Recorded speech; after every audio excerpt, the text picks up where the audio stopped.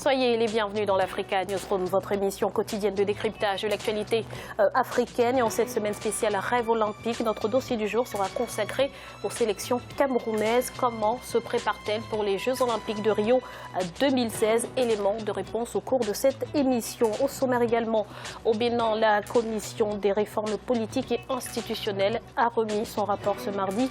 Il appartient désormais au président Patrice Talon de trancher sur la question sensible du mandat unique. Et puis, un troisième jour de témoignage pour Joël Guesson à la Cour pénale internationale ce mercredi. L'ancien ministre des droits de l'homme est entendu, nous vous le rappelons, dans le cadre du procès de Laurent Gbagbo et de Charles Blé Goudet. Et avec nous sur ce plateau pour en parler, nos éditorialistes, Jean-Marie Bitomo. Bonsoir Jean-Marie. Bonsoir. Malik Acher. Malik, bonsoir. Bonsoir Razela et bonsoir à tous ceux qui nous accueillent chez eux. Et Sami Mochtabi. Bonsoir Sami. Bonsoir Razela, bonsoir à tous. Tout de suite, c'est l'info du jour.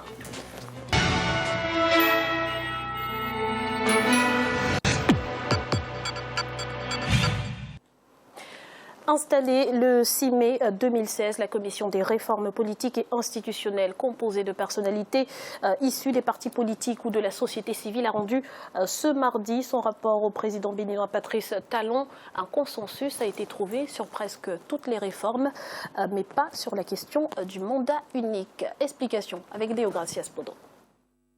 Le processus devant conduire à la modification de la loi fondamentale du Bénin est enclenché. La commission en charge des réformes constitutionnelles et institutionnelles a transmis son rapport au président Patrice Talon ce mardi 28 juin 2016. Installée le 6 mai 2016 pour une durée initiale de 30 jours, l'institution a bénéficié d'une prorogation du délai afin de trouver un consensus sur un certain nombre de points. Le document ainsi soumis au chef de l'État énumère quelques propositions pour l'amélioration de la gouvernance politique, celle des affaires publiques et la consolidation de l'unité nationale du Bénin. Le président de la République a choisi une méthode globalement et je dirais radicalement différente de celle qu'on a pratiquée jusque-là. Et nous sommes conscients de ce qu'il faut avancer, ce qu'il faut conforter, il faut resserrer les vis et qu'il faut réaménager certains mécanismes. Nous sommes ressortis avec la même conscience et la même conviction que le mécanisme actuel, la constitution actuelle a besoin d'être conforté pour que le modèle démocratique béninois soit davantage une référence sur le continent. L'un des points d'achoppement des échanges autour du contenu du document aura été la question du mandat unique qui semble diviser plusieurs acteurs. Après moult discussions, le rapport a été adopté le 14 juin 2016, puis soumis maintenant au desiderata du chef de l'État. Je suis fier de constater que tout le monde a participé d'une manière ou d'une autre à réfléchir à un nouveau modèle. La balle est dans mon camp. Je la jouerai avec détermination, avec foi. Nous allons nous efforcer assez rapidement d'examiner en détail le contenu de ce rapport pour sortir le projet de révision de notre Constitution. Les regards sont désormais tournés vers la présidence de la République béninoise. Avant la transmission au Parlement du projet de révision de la loi fondamentale, le chef de l'État Patrice Talon doit trancher sur certaines questions qui suscitent encore des divergences, notamment celle du mandat unique. Quoi qu'il en soit, les Béninois auront sans doute bien à dire lors des échanges publics en perspective avant l'étape du Parlement. Malik, le mandat unique de 5 ans a été l'une des promesses phares du président Talon. Là, on voit que la commission chargée des réformes institutionnelles parle de mandat unique de 5 à 7 ans, renouvelable une fois. Est-ce une promesse qu'il faut déjà oublier ?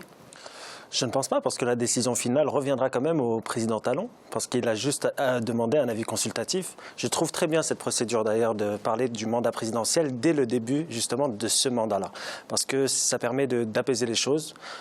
Souvent, ce sujet est évoqué à la fin des mandats. Et ça évoque des tensions parce que vous savez que les élections présidentielles en Afrique, même si elles sont apaisées dans beaucoup de pays, provoquent des tensions. Donc je trouve cette manière de faire très satisfaisante pour le Bénin qui consolide véritablement sa démocratie, qui est l'un des pays au début des années 90 qui a su vraiment aplanir les choses, qui a su s'ouvrir au multipartisme et vraiment apaiser le débat politique. Donc après, on verra bien ce qui va être dit. Mais je pense que sur la question des mandats, je n'ai pas vraiment d'avis tranché. Vous le savez, moi, je pense qu'on peut toujours faire un mandat, un deuxième mandat, un troisième mandat, tant qu'on a l'appui populaire. Néanmoins, certains pensent qu'il faut une limitation des mandats pour éviter toute dérive. C'est un débat qui se pose en Afrique, mais il faut le poser sur la place publique. Alors Jean-Marie, le président Talon a-t-il la possibilité finalement de maintenir sa promesse de mandat unique et de soumettre au référendum par exemple? Tout ça, ça dépendra, Graziella, du peuple, tout simplement, parce que le président Talon a promis un référendum. Donc, si le peuple béninois se prononce en faveur d'un mandat unique, toutes les conjectures que nous pouvons poser sur le plateau seront sans débat possible. Mais je tiens quand même à louer une chose, c'est-à-dire il y a une double lecture, si vous voulez, sur cette révision constitutionnelle-là. La première, il y a d'aucuns qui vous diront que, vous voyez, en Afrique, étant donné que vous avez nos présidents qui s'éternisent au pouvoir, voilà quelqu'un qui apporte une innovation politique en Afrique. Peut-être on me dira que c'est vraiment, il est parti à l'extrême pour un seul mandat. Quand on regarde dans le monde entier, vous avez des gens comme Blair en Grande-Bretagne qui a fait trois mandats, dont à la limite on peut se dire Merkel qui est là.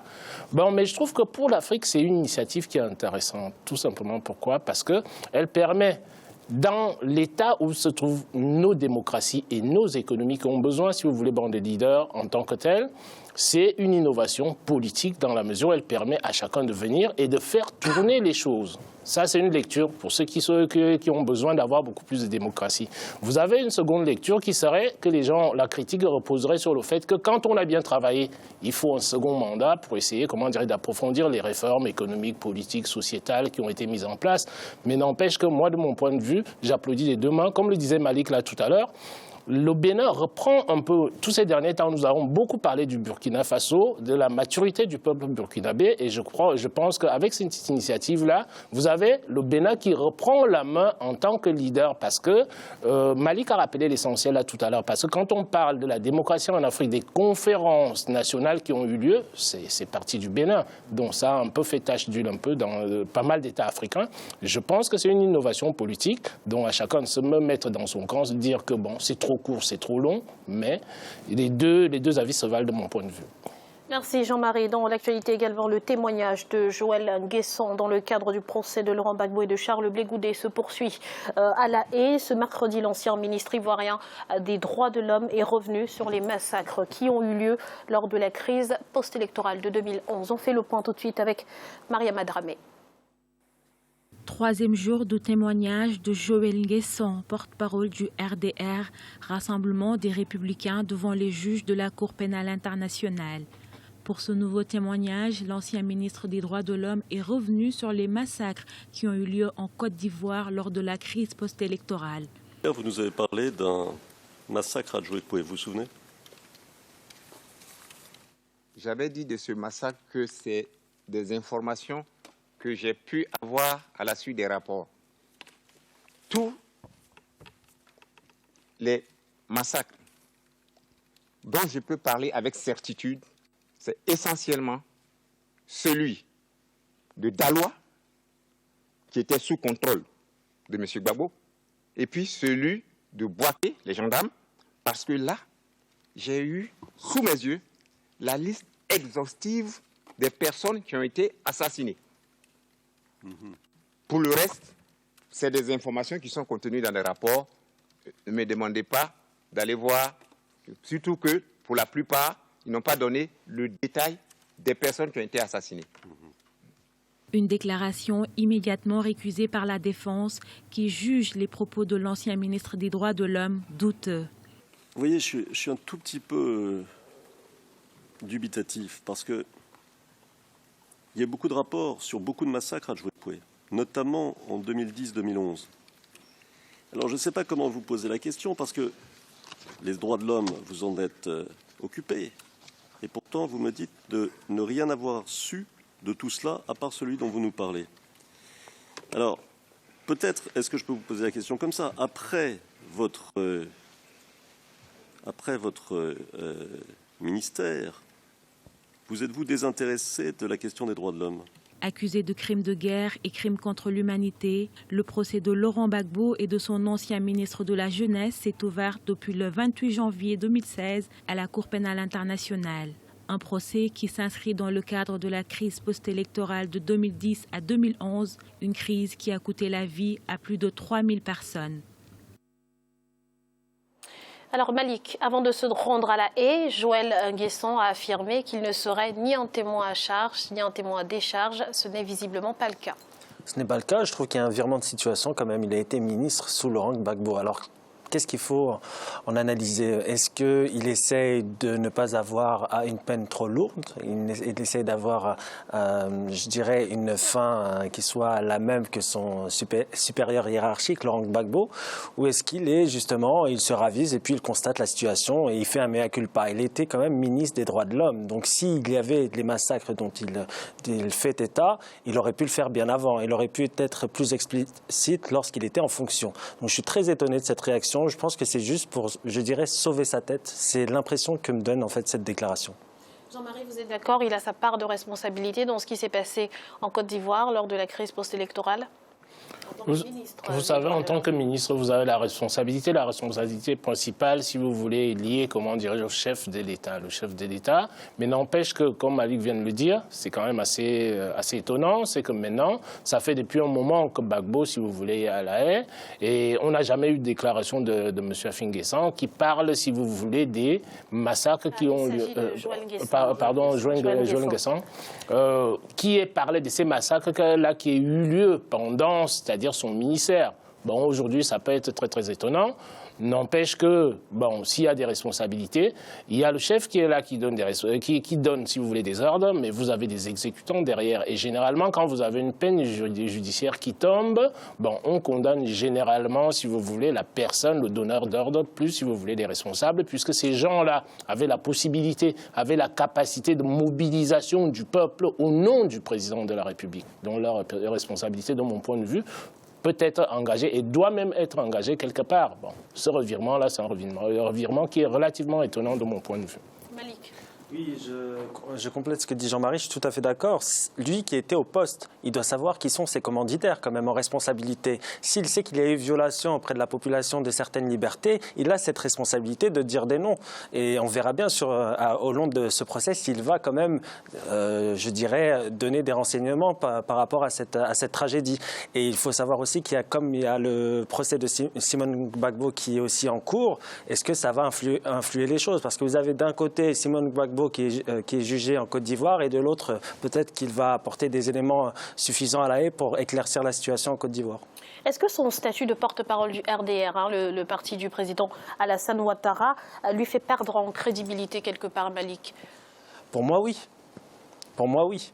J'ai l'impression que c'est de l'opportunisme politique, ce qu'il fait. Après, je jugerais plutôt sur le long terme. Je préfère pas, je dirais, me prononcer, mais quand on voit ces déclarations, on peut dire que c'est de l'opportunisme politique. Pourquoi servir sur les rangs de Laurent Gbagbo et puis du jour au lendemain se prononcer en faveur de Alassane Ouattara et de justement, je dirais, dénigrer et descendre, entre guillemets, son ancien compagnon? Je trouve que c'est de l'opportunisme politique.